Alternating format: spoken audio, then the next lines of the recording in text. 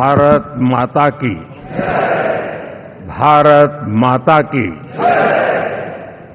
मैं सबसे पहले तो इस सभागृह में उपस्थित एनडीए घटक दलों के सभी नेतागण, नवनिर्वाचित सभी सांसदगण और हमारे राज्यसभा के भी सांसदगण, आप सबका हृदय से बहुत बहुत आभार व्यक्त करता हूं।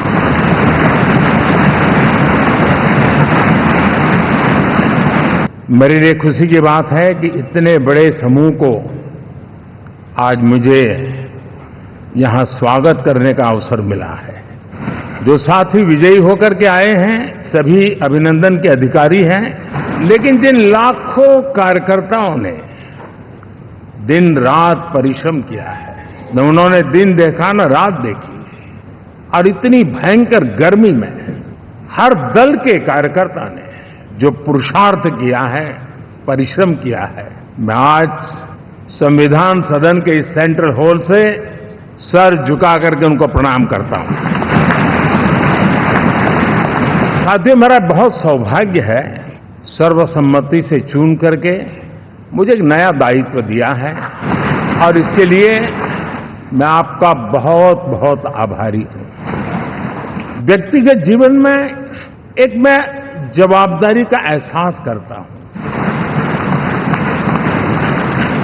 और इसके लिए मैं आपका बहुत बहुत आभारी हूं।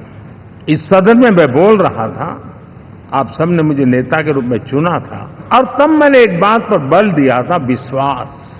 आज जब आप मुझे फिर से एक बार ये दायित्व देते हैं, इसका मतलब है कि हम दोनों के बीच आपस में विश्वास का सेतु इतना मजबूत है।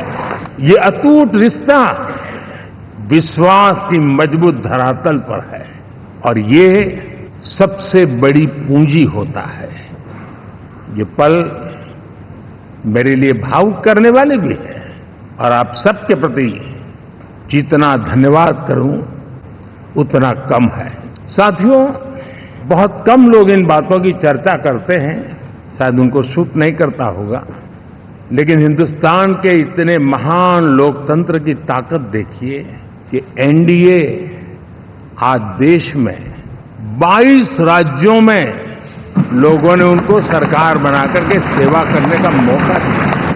हमारा ये अलायंस सच्चे अर्थ में भारत की असली जो स्पिरिट है, जो भारत का आत्मा है, भारत की जड़ों में जो रचा बसा है, उसका एक अर्थ में प्रतिबिंब है। और मैं इसलिए कह रहा हूं कि थोड़ी नजर करें, हमारे देश में 10 ऐसे राज्य जहां हमारे आदिवासी बंधुओं की संख्या प्रभावी रूप से है, निर्णायक रूप से है, जहां इस आबादी आदिवासियों की ज्यादा है, ऐसे 10 राज्यों में से सेवा का अवसर हमें मिला। साथियों, हमने बहुमत हासिल किया है और मैं कई बार कह चुका हूं, शब्द अलग होंगे लेकिन मेरे भाव उसमें एक सातत्य है।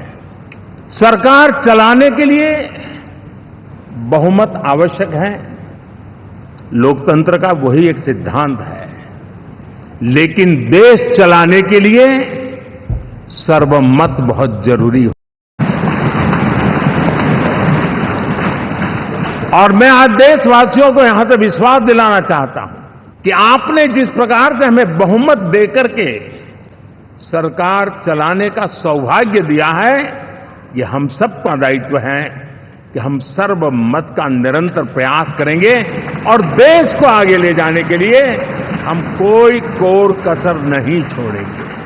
एक बहुत बड़ी मजबूती का संदेश देती है और मैं आज बड़े गर्व के साथ कहता हूं, भारत के हर क्षेत्र का और भारत के हर नागरिक का जो एस्पिरेशंस हैं, रीजनल एस्पिरेशंस हैं। साथियों, इस चुनाव में मेरी नजरिए से मैंने देखा है, सामने कहीं विजय नजर नहीं आता था। उन्होंने परिश्रम की पराकाष्ठा में कभी पीछे नहीं रहे। 25 साल कह रहा हूं, आने वाले 25 साल, पहले मैंने 10 साल कहा था, यहां मैं 25 साल कह रहा हूं। आने वाले 25 साल महाप्रभु जगन्नाथ जी की कृपा से उड़ीसा देश की विकास यात्रा के ग्रोथ इंजन पैकी एक होगा। साथियों, लेकिन 4 जून शाम आते आते उनको ताले लग गए, ईवीएम ने उनको चुप कर दिया।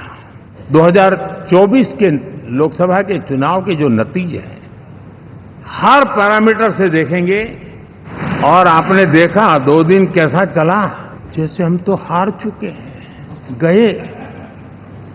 हमारे संस्कार ऐसे हैं कि विजय की गोद में उन्माद पैदा नहीं होता है और न ही पराजित लोगों के प्रति उपहास करने के हमारे संस्कार हैं। राष्ट्रहित की नियत के साथ सदन में आएंगे और भले वो विपक्ष में बैठे होंगे, लेकिन राष्ट्र के विपक्ष में नहीं है।